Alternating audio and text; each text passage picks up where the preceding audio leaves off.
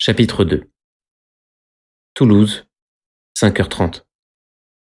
La voiture de l'aéroport stoppe net à l'entrée du hangar, ouvert sur la nuit mêlée de pluie. Des ampoules de 500 bougies livrent des objets durs, nus, précis, comme ceux d'un stand. Sous cette voûte, chaque mot prononcé résonne, demeure, charge le silence. Tôle luisante, moteur sans cambouis, l'avion semble neuf. Horlogerie délicate à quoi toucher les mécaniciens avec des doigts d'inventeur. Maintenant ils s'écartent de l'œuvre au point. Pressons, messieurs, pressons. Sac par sac, le courrier s'enfonce dans le ventre de l'appareil. Pointage rapide. Buenos Aires, Natal, Dakar, Casa, Dakar. 39 sacs, exact? Exact. Le pilote s'habille, chandail, foulard, combinaison de cuir, bottes fourrées. Son corps endormi pèse. On l'interpelle. Allons, pressons. Les mains encombrées de sa montre, de son altimètre, de son porte-carte, les doigts gourds sous les gants épais, il se hisse, lourd et maladroit, jusqu'au poste de pilotage. Scaphandrier hors de son élément. Mais, une fois en place, tout s'allège. Un mécanicien monte à lui. 630 kilos. Bien. Passagers 3. Il les prend en consigne sans les voir. Le chef de piste fait demi-tour vers les manœuvres. Qui a goupillé ce capot? Moi? 20 francs d'amende. Le chef de piste jette un dernier coup d'œil, ordre absolu des choses, geste réglé comme pour un ballet. Cet avion a sa place exacte dans ce hangar comme dans 5 minutes dans ce ciel. Ce vol, aussi bien calculé que le lancement d'un navire, cette goupille qui manque. Erreur éclatante. Ces ampoules de 500 bougies, ces regards précis, cette dureté pour que ce vol relancé d'escale en escale jusqu'à Buenos Aires ou Santiago du Chili soit un effet de balistique et non une œuvre de hasard.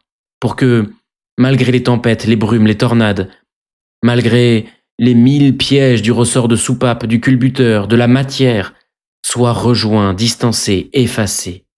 Express, rapide, cargo, vapeur.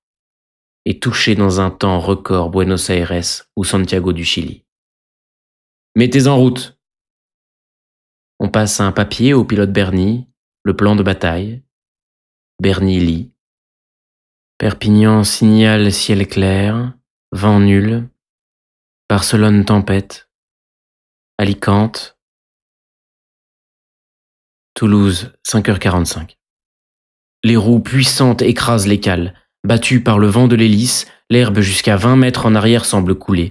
Bernie, un mouvement de son poignet déchaîne ou retient l'orage. Le bruit s'enfle maintenant dans les reprises répétées, jusqu'à devenir un milieu dense, presque solide, où le corps se trouve enfermé.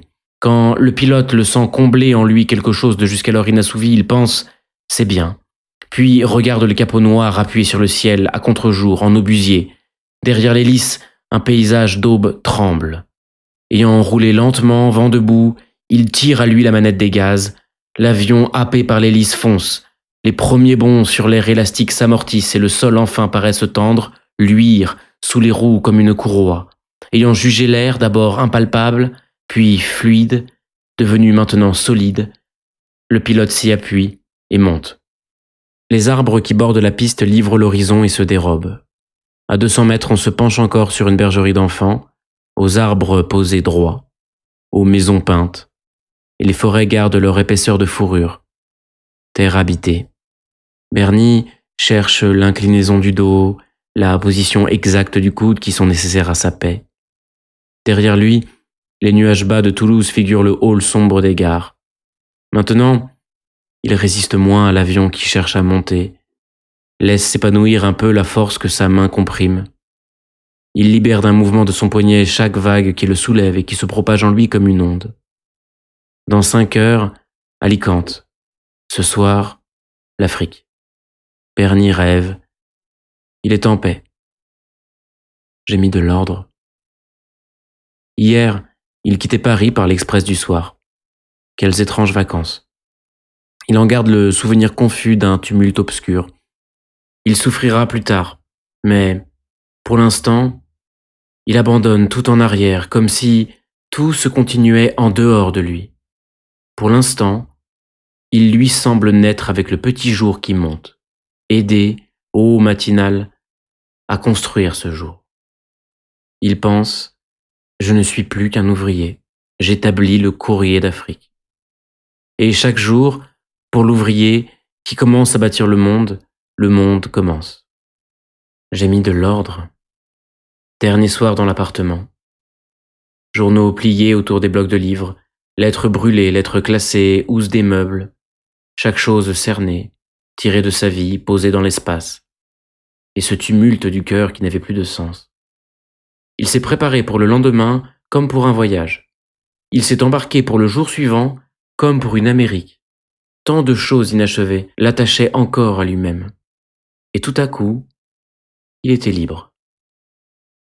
Bernie a presque peur de se découvrir si disponible, si mortel. Carcassonne, escale de secours, sous lui dérive. Quel monde bien rangé aussi. 3000 mètres. Rangé, comme dans sa boîte la bergerie. Maisons, canaux, routes, jouets des hommes. Monde loti, monde carrelé, où chaque champ touche sa haie, le parc, son mur. Carcassonne, où chaque mercière refait la vie de son aïeul. Humble bonheur parqué. Jouets des hommes bien rangés dans leurs vitrines. Monde en vitrine, trop exposé, trop étalé, villes en ordre sur la carte roulée, et qu'une terre lente porte à lui, avec la sûreté d'une marée. Il songe qu'il est seul. Sur le cadran de l'altimètre, le soleil miroite, un soleil lumineux et glacé. Un coup de palonnier, le paysage entier dérive. Cette lumière est minérale, ce sol apparaît minéral, qui fait la douceur, le parfum, la faiblesse des choses vivantes est abolie.